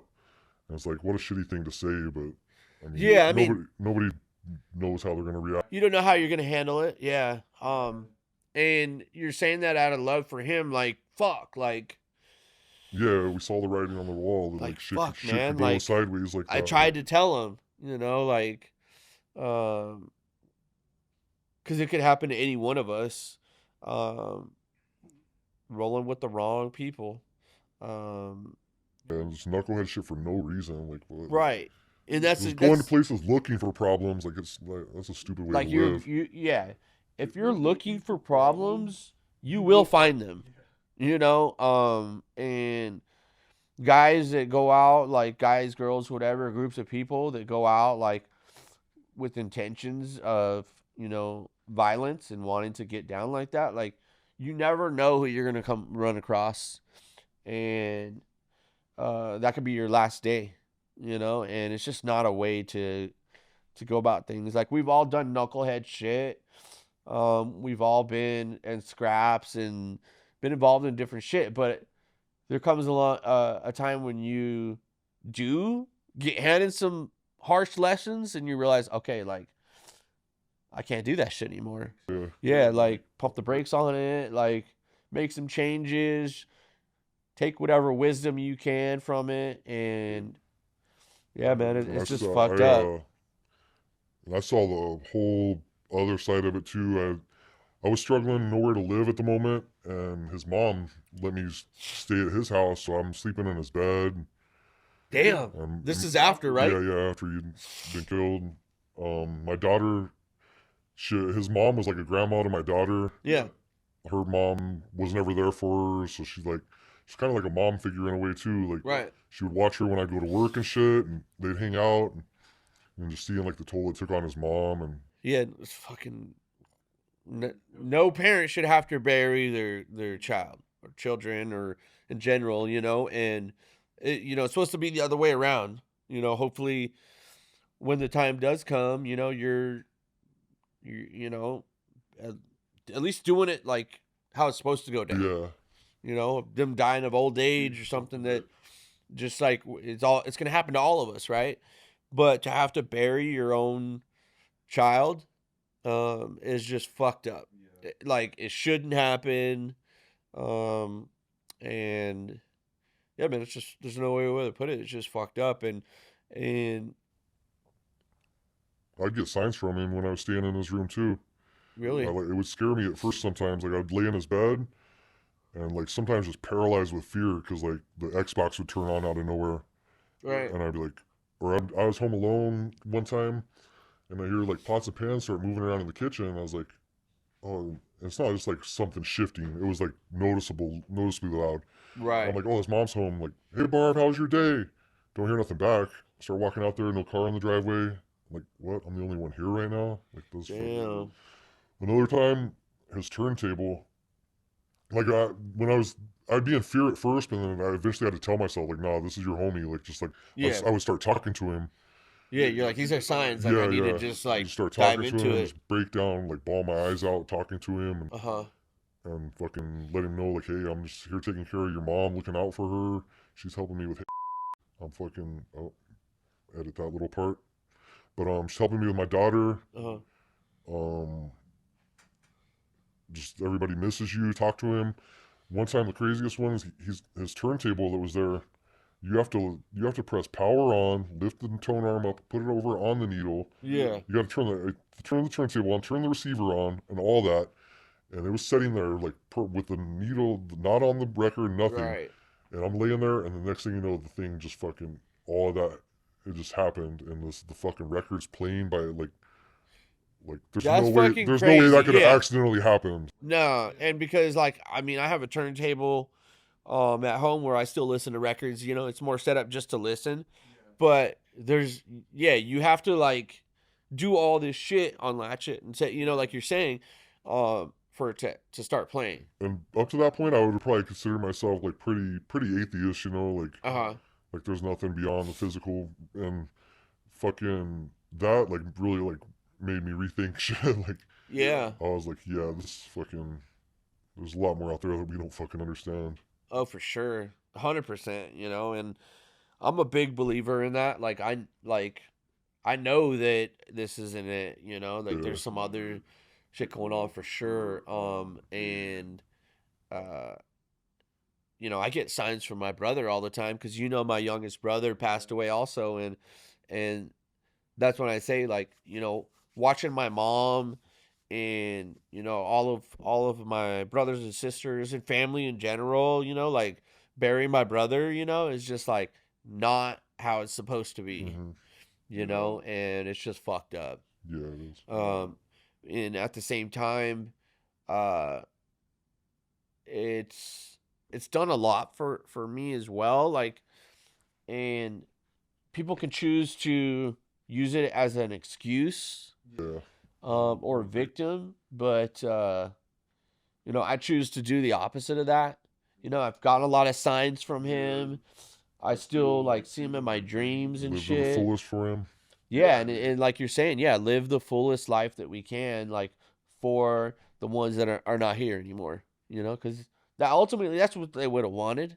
You know, if like I'm sure you can relate to this too, especially when you were staying there. You know, um, sometimes I think if like if my brother was, you know, watching me right now or kind of getting like an updated report on shit, like, uh, what would he really want to see? You know, what would he'd be like, yo, what the fuck are you doing? Like, um, you know what it is. Like, I'd rather him be like, let's live.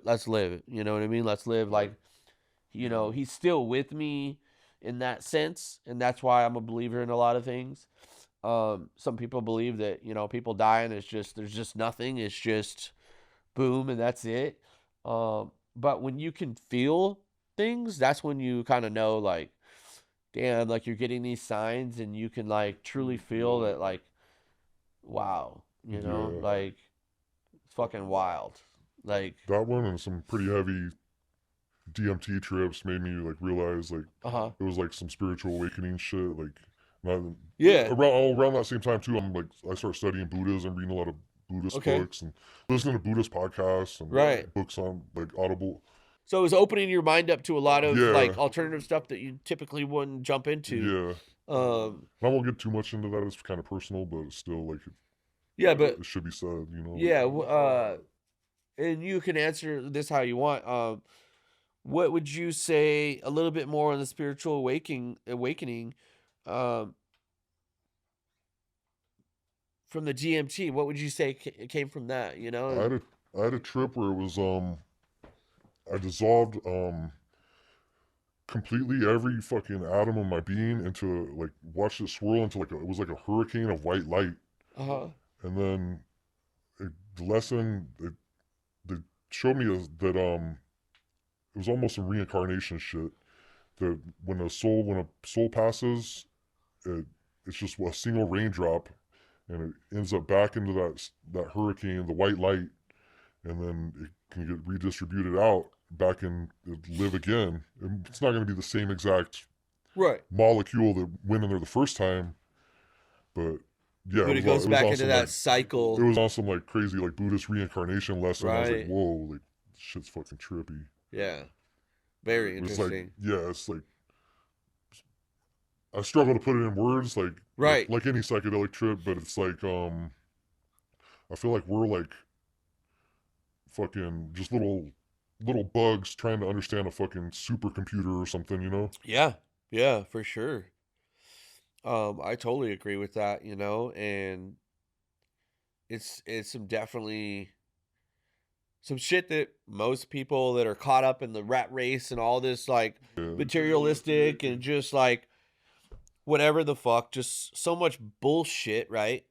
When you take a second or get a chance or an opportunity to fall into that kind of train of thought, like it really, it's just important. I think it's really not only interesting, but like when you can feel it and you're like believing in it and just kind of sitting there being in those thoughts, it's like fucking damn, dude. It's hard to put into words, you know, but it really makes you feel like you, connected. Yeah. Humbles you for sure. You're not the most important thing in this fucking right. this whole system, motherfucker. Right. And it's like at that point too, you're thinking like, because I know for myself, and this is kind of probably most people, like when you're doing acts of service or you're like helping other people out and, you know, just being there for other people and doing for others, you can't replace that. Like money can't buy that, you know, and it's stuff like that that kind of connects back into that. And it's wild. It's wild. I use some of the Buddhist teachings and shit I learned meditating and just controlling your breathing in interrogation rooms before. Just like, they're like, why are you so calm? I'm like, just fucking, this will pass too. Like, right. Just zenned out, and they're just like, he's got to be on some type of fucking pills. He's on Xannies or something. Like, right. Yeah, you're like, no, I'm just like, I'm like, I want to talk to my lawyer. It's mental. Yeah, exactly. First of all, lawyer, like, hey, what's your name? What are you doing? This and that. Lawyer, you know? Yeah. Yeah, fuck that. Fuck that. But they can't even understand. Even then, when I did a year in Tent City too, that was one thing that I was like, they can't imprison my mind. Yeah. Meditate. And they can take your freedom, but they can't take your mind, you know? Yep. And that's huge. I read fucking tons of books in there. Like, I just fed my mind. And and then the meditation, like, that shit has helped me, like, dude, so meditation much. is such a crazy thing. Like, more recently too, I've really dived into it more than in the past because I've dabbled with it a little bit, but then really started to dive into it, and dude, it's just fucking great. Like, it's something that is like, people pay all this money and shit to like have the highest and greatest, newest and best, self-care, self-help kind of shit, thinking that they're gonna find the answers and the keys, where like, it's like, that shit's already available and for free. You just have to you just got to do it and like be real about it, and you'll get those fucking those downloads or whatever. Those downloads, yeah, dude. Like, however, like whatever you're looking for, like, it's there. You just got to be open to it. Yeah. And that's shit's very interesting, especially in the world we live in today. So, rest in peace, to Okur. Rest in peace, Jason Stanley. Yep. For one. Definitely a huge part of both of our lives, and always will be. I was just the other day going out to hike out in AJ, and fucking drove through his old neighborhood and just started fucking pouring tears. Like, I wasn't expecting to. Like, right. It was just like uncontrollable. Like, it just hits you, Yeah, my lady's like, "What's wrong?" I was like, "Oh, this is a Kerr's neighborhood." Like, I was like, but. And she's dealt with some pretty crazy loss too. Right. No, it's okay. Feel that. Like, it's another sign from him. You just like feel those. Like, I was like, I know it's a happy cry right now. It's not like it wasn't a negative thing. Yeah, and I've been there before too. And like you're saying, you just gotta like. Some people like really like to block that shit out. Yeah. Whether they just like swallow it or use any kind of like substance or drinking to not. I've been guilty of that myself too. We've all been there, right? But to actually just like feel it. I'm not a perfect Buddhist monk here. Like, I've those losses of good friends have definitely contributed to the years and years of fucking abusing substances. Yeah. No, and I can agree with you there. But the beautiful part about it is when you step outside of that, like we were just saying, and just let it, like your girl was saying, to feel it. And just like write it and accept it and take that in, like That's the best part. Yeah. You know, it really is important. You know, so you said you were in. What year did you hit Tent City? I know it's a big shift right here, quick, but like, and you don't have to talk about like what put you there, but if you do want to mention it, I can go keep it ahead. a little bit more chronological right there Yeah. between occur. Because that was That- 2004. Yeah.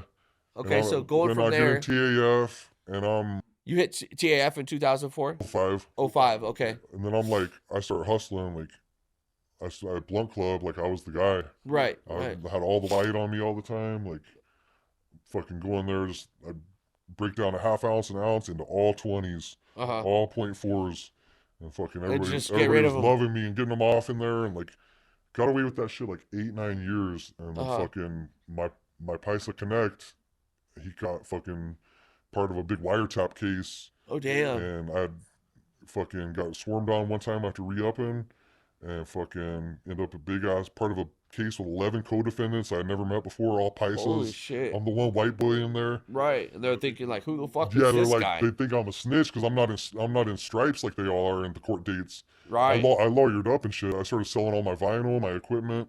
Yeah, So- I remember that. When Yeah. you had to sell everything to I just just sell try to all my defend DJ shit. Yeah, defend yourself.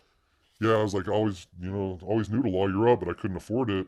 Yeah. And fucking it was 10 grand for a lawyer, so I have Right. all these rare records and shit. And it was kind of like I was like, well, it was easy come, easy go. They're material possessions. Like, Right. my kids need me. I'm gonna try to fight for my freedom. Like, I'm a single dad. Their mom's a piece of shit, never around.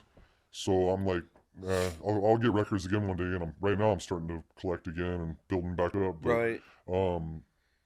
So I was like, and plus a lot of that money I bought the records with, I'm on eBay balling out on like a $400 45 for like that. I'm Right. selling coke and like stolen goods. Like I would steal acrylics from Michaels and shit back then too, and then sell Uh-huh. those on Craigslist. Oh shit. Like a lot of acrylics. Like, Right. and I live in ASU area, so I'd lie on Craigslist like, hey, my roommate skipped out on rent, but he left me these art supplies to sell, Yup. and they all came from Michaels and shit, Right. and fucking. So I'm selling all these acrylic, and those illegal are to fund my DJing and record collecting. Yeah. So I was like, it's kind of It's all karma tied in. anyways. Yeah. Yeah, I kind of bought that shit with dirty money anyways, so Yeah. it's easier to let go of instead of some like hard-earned money, you know? Yeah, which is crazy in general, like that whole concept, because I've been there too, where, hustling or whatever, and making fast, easy money, and then it also you're spending it fast and easy, but then it eventually comes around and bites you in the ass somehow, one way or another. Like you want to play, you're gonna pay. That 10 grand on the lawyer kept me out of prison, but I did have to do 1 year Tent City, Okay, work release. So right. it was easy and hard because like you gotta fucking force yourself to go back every day to that Yep. shithole. Like Yeah, no, I you're did. out you're out I did for, some time in Tent City with some work release. Yeah. Once I was able to get work release, and and people that are in there is usually short term. There's like, here you got a year of this shit. Like what? Like you're gonna Yeah, that's you're gonna wild. abscond. Like you're not gonna be able to do a year of this shit. You're gonna just Right. fucking. I was like, no, I need to see my kids. Like I'm not gonna catch another charge, like an escape charge and shit. Like yeah, no. so I can still be there and go see my kids after work and shit here and there. Mhm. Fucking. It's a lot to go to do all that driving, Oh yeah. and like working basically in you're Phoenix. living there Yeah. in Tent City. Then I gotta drive way out to East Mesa to see my kids. Yeah. And be back in time for the fucking when you're supposed to be back. Right, That's when I got a gym membership too, because I was like, I'm not gonna shower in this fucking nasty ass place. Like, right. so I got Oh hell no, dude! I That started place is working out nasty. at the mountainside right there at the D-back stadium, Okay, and like the first time, like I'd never worked out before. I was like, oh, I'm just gonna fucking have a clean shower. That was my intentions. right. Then I'm like, next thing you know, like, oh, I'll go over here and do a little workout and see what I can do. Uh-huh. Start listening to workout podcasts. I didn't even know what to do. Like, all right, so you do fucking 4 sets of this, like whatever. Right. And fucking piecing it together, and then like I was like, it was cool because I would wear myself out and go back tired and not just lay in my bunk wide awake. Right. I could just crash right the fuck out of my Right, bunk. Yeah, because the It's like last you're thing time you wanna traveling, do- you go back into jail, and like next thing you know, you wake up and you're out again. Right, right. Yeah, and not the most comfortable place to sleep every night. Oh hell no. What? So you said you were there for a year. So Yeah. so you went through all the seasons, because when I went in, it was like winter, so we were Winter was- freezing winter our was ass the off. worst. You People know? think Arizona, tent city, it's hot, like, but your work release, I was out during the hottest part of the day, so I'm at work, like driving Yeah. a produce truck with a AC back, AC fucking cab. So I'm chill except for like the weekend that I got to stay in. Right. But those winter nights, that shit was so much worse. Just like shivering Dude, it there, was like, freezing. and you're allowed to wear thermals back in there. I'm wearing Yeah. thermals. Yeah. I'm wearing fucking wool socks. Yep. Like, people get rolled up. They give you your blankets. I think I had like 12 of those blankets at one Same. point. The pink blankets. So when people were You getting gotta rolled hide them. up, You gotta tuck your bunk the right way because you don't want the guards to see you got extra yeah, blankets. they'll take them. Yeah. You know, which is fucked up. But And yeah, I'm like you're still, saying, it's still just cold as fuck right there, just shivering all night. Like, can't sleep Freezing. for shit. Like, yeah. freezing, dude. And I remember, like you're saying, people were getting rolled up, and the first thing you're doing is taking their blankets. You know, and it's like, I mean, what are you gonna do? You need the fucking blanket, and it'll go on top of the other ones. So you just got to do what you got to do to try to stay warm. I remember a quick little story about that is, I ended up moving to the top bunk because one night I was and like you said too, people were in and out every day, getting rolled up every fucking day, all the time. People coming in, people getting released, people. Short timers, DUI Yeah. weekenders and shit. Exactly, yeah. And so this one guy, we called him the cusser because in his sleep, he literally would cuss all fucking night. This guy's sleeping, like snoring, and in between snoring, he'd be like, "Son of a bitch, motherfucker." Just like, we're like, dude, this fucking guy possessed or what, dude? Like, weird shit. The fucking cusser, man. And we just cuss all night.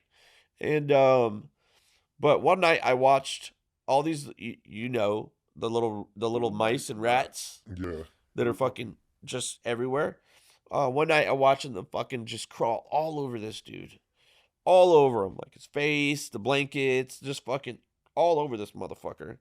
And it was just like fucking disgusting, man.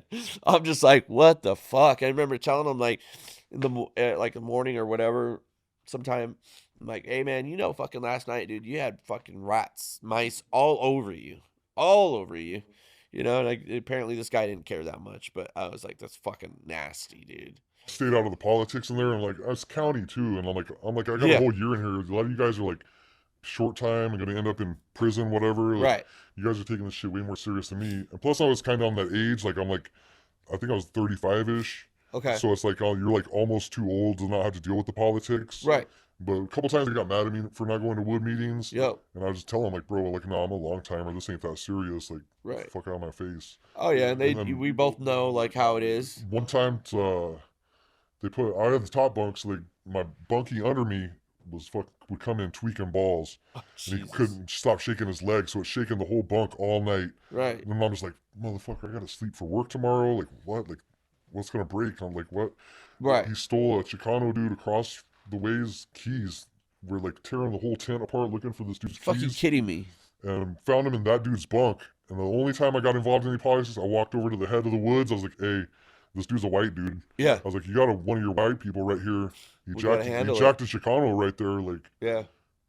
so I got that. They beat the fuck out of that dude, took him to the Right. baño, beat the fuck out of him, and told him, you come back today, you're going to get it twice as worse from the Chicanos. Right. Because that dude fucking never came back, so I didn't have to deal with the fucking shaky bunk no more. For sure. I know the politics, man. I remember going to meetings and stuff too, because it's just what we had to do. And essentially, you show up because you don't want to deal with the bullshit. It's just like show up, blah blah blah blah blah. You know, and the new cats coming in, you know, you try to warn them and tell them things not to do, like just some of the things to avoid. You know, and packages were coming in. You know, and you know, you're just walking, everyone's hanging out, and all of a sudden, boom, a package hits the ground. You know, because they're throwing fucking packages in that motherfucker. And dude's like, oh, what's that? And just like picks it up and is looking at it. I was like, do not pick up the package, bro. Fucking put it back down and walk away. It's none of your business. Like, I'm telling you, dude, do not fuck with that. And sometimes people just don't listen, and they Gotta learn the hard they'll way. learn the hard way. Yeah. Another guy came in, and the Woods came in, and they told him, hey, meeting's in